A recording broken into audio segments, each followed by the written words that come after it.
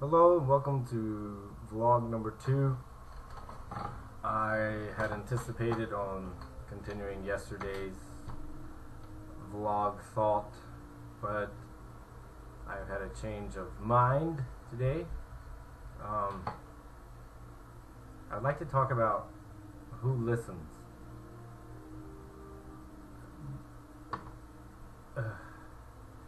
And I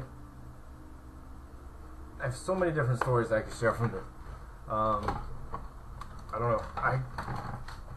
I decided to do missionary work when my church was doing it when I was young, and I did that with different groups, and we would come back to church and explain our stories to people, and it was a great thing. Then I decided to go do several by myself, and the first one, I asked people for money, and lots of people gave me money, and I raised enough funds to go, and I went to Africa, and then I came home, and I thought it'd be a great idea to go to all the people's houses, or go talk to everyone who gave me money and kind of share with them my stories from my travels. And maybe they listened for the first 10 seconds. No, that might be too small. Maybe they listened for the first minute. Maybe. It was so disheartening. I remember going to one person's house specifically, and I left with nearly tears because it was and this person gave me quite a bit of money, and it seemed like a sacrifice for them. But I think giving the money was so much easier than listening to the stories. Then a couple years later, I decided to go to China by myself, and I attempted to go to a place where I thought I would even maybe be persecuted, and where I was going to try to be a part of the underground church and these different things. And I came home from there ready to share my stories and explain some of the things that went on, and most people didn't care about my stories. I had to learn how to condense my stories down to as little as possible so that people could still listen to a little bit of it. Then I decided to go teach in South Korea. And before you go to South Korea, before you go with this specific group that I was with, they make you go to a pre-field orientation. And this was one of the main things that they try to get across at the pre-field orientation is this is part of it. Nobody really wants to listen when you go home. If you're doing amazing things and helping people change their lives for the better, and don't expect people back home to want to hear it for very long.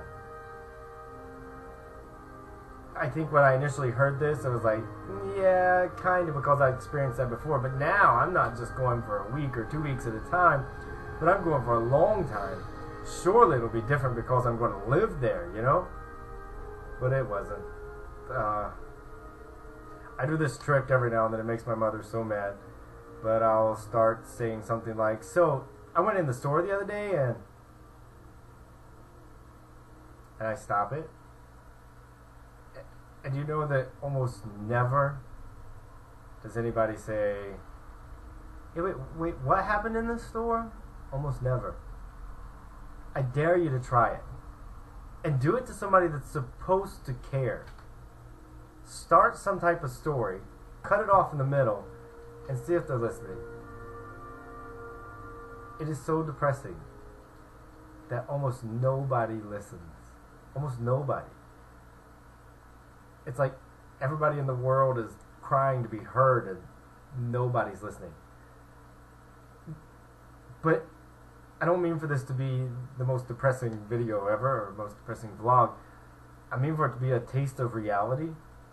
And there has to come a point, I think, at which we lose a little bit of the egotism that says everybody in the world's wanting to know about me. They're not. You know? And I think there's a parenting concept that comes with this too that says don't let the world revolve around your children too much, because eventually, if for no other reason, because it's not real. The world doesn't revolve around them, and even though they might, your world may revolve around them, everybody else's isn't, you know? I often think, I love my mom and my dad tremendously, and they've been such wonderful parents to me through the years, and I often think, whenever my parents die, who's going to care then? I know my mom cares about my animals, and she even knows some of their names, but most people don't, and that's fine, And I think this is the point. This is what I'm trying to get to. Yes, it's true. Most people don't listen, but that's okay. Well, it's not as much okay as it is you can get beyond it, because at least because God listens, and I think that's so much of the part of prayer that says if we're waiting for everybody else in the world to listen to us, and we keep running into this problem that they don't, and that they really don't care, there is one person who insanely cares and is begging for you to say something to him. I feel awful in a certain sense about quoting Donald Miller twice in my two vlogs, yeah. But I'll never forget, there's a wonderful chapter in his book, Blue Like Jazz, where he talks about marriage. And he says one of his buddies got married, and he was like, oh man, I'm sure it's wonderful, it's so intimate, and you just share everything with your spouse. And he said that his friend said, well, it is, and it is more intimate than any relationship ever, but it's still not on that level like the relationship with God. And I think one of the ultimate things there is that God listens, God knows, and if he's the only one that listens and he's the only one that knows and cares, so be it. And I think part of our job, part of our peace and our security must come from understanding that maybe no one in the world cares about your day, but God does. And we'll try to talk to anybody and everybody. So many of us talk so forcefully, even sometimes. It's like we have to raise our voices like, you will listen to me. Sometimes we have to cry in order to get them to listen to us, or we have to make something interesting by lying about it, or something. And God doesn't need that. And, even if we want to call this, from an atheistic standpoint even, it is insanely therapeutic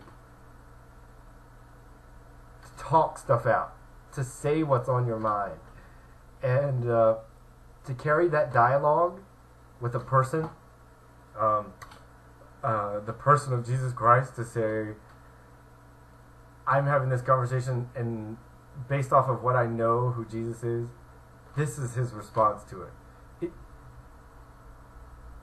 That is one of the most amazing experiences in life, and without it, we're lost. And without it, you're going to look for it in somebody else. You can tell people who need to pray lots of times, they're the ones that are going to talk so forcefully. They're begging for somebody to listen because nobody is listening. And if they're talking and nobody's listening, they're not talking to God. You know what I mean? But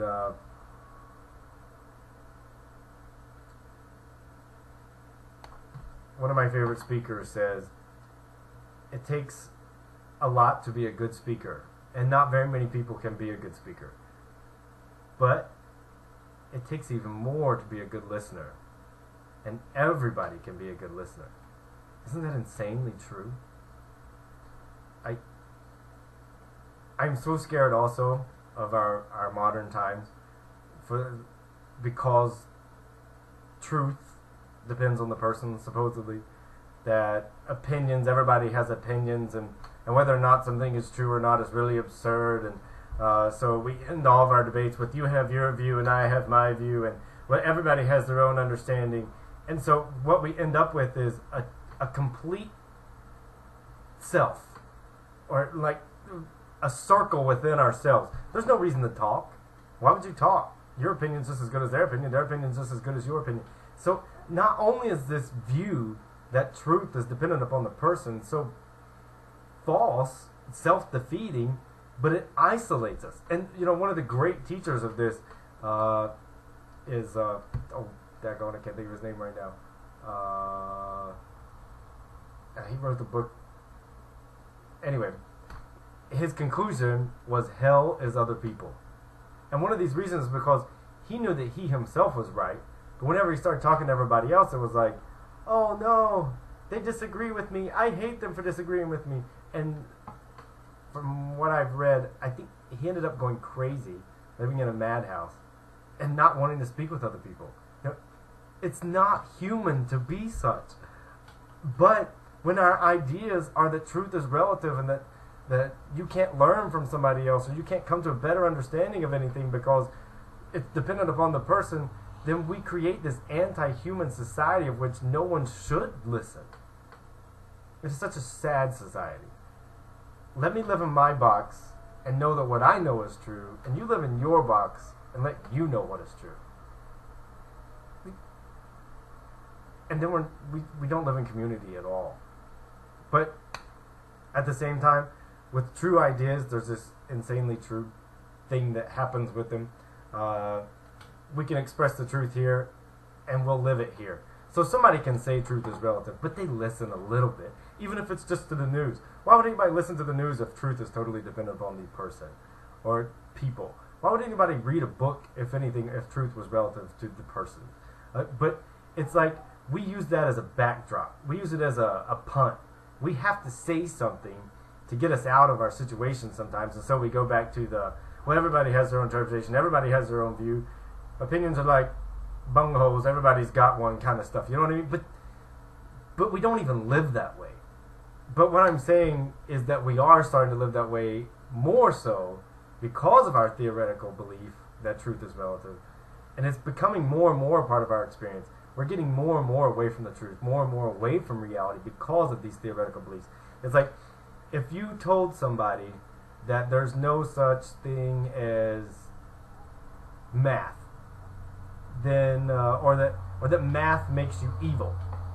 Well, they're still going to be calculating some math from time to time, but they might still try to stay away from it a little bit too. Do you know what I mean? And I think that's where we live. We live in a world where we still talk, we still listen somewhat, and we're still watching videos or movies and stuff like this. So we're still picking up on some things where we obviously want to be outside of ourselves.